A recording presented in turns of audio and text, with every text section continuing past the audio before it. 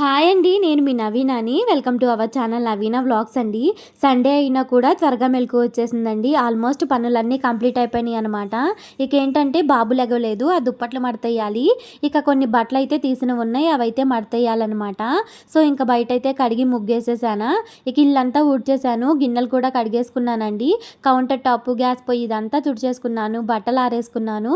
పని అయితే almost complete అయిపోయిందండి. ఇక్కడైతే బాబుని కూడా లేపేశాను. వాడైతే బ్రష్ చేసేసాడనమాట. వాడైతే ఫోన్ కోసం పడుతున్న తిప్పలవి. కొంచెం సేపు ఫోన్ ఇచ్చాను, చూశాడు. తర్వాత అయితే ఇంకా నేను అల్లం వెల్లుల్లి పేస్ట్ వేసుకుందాము. కిచెన్లోకి అయితే వచ్చేసానండి. మాకైతే అన్ని వైపుల నుంచి ఇక సన్లైట్ అయితే పడుతూ ఉంటుందన్నమాట. ఇక్కడైతే నేను విండో వేసినా సరే నా ఫేస్ మీద సన్లైట్ అయితే పడుతూనే ఉంది. ఇక 4 సైడ్స్ మాకు డోర్స్ ఉన్నాయి కాబట్టి అస్సలకి వెంటిలేషన్కి అయితే బాధ లేదండి, చక్కగా ఉంటుంది అనమాట. ఇక్కడైతే అల్లం వెల్లుల్లి పేస్ట్కి అయితే అల్లం అయితే పై తొక్కంతా తీసేసుకుంటున్నాను.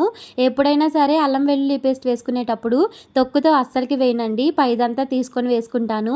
వెనకాల గిన్నెలన్నీ గజీ బిజీగా ఉన్నాయి కదా, మా పిల్లల ఘనకార్యం అండి. ఏదైనా కావాలంటే చాలు అన్నీ లాగి పడేస్తారు. అవి మళ్ళీ సర్దుకునే లెక్కే సరిపోద్ది అనమాట.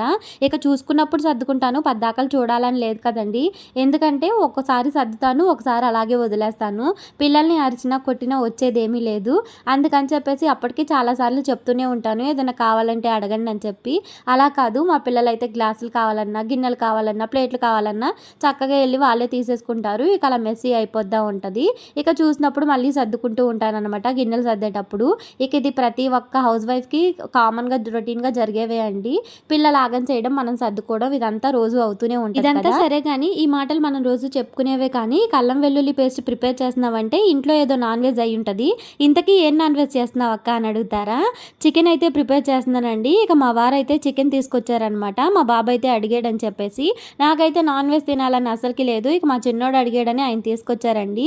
ఇప్పుడు దాకా ఏంటంటే చికెన్ తెచ్చిన ప్రతిసారి కొంచెం అయితే చికెన్ పకోడీకి పక్కకు తీసి పెడుతున్నాను.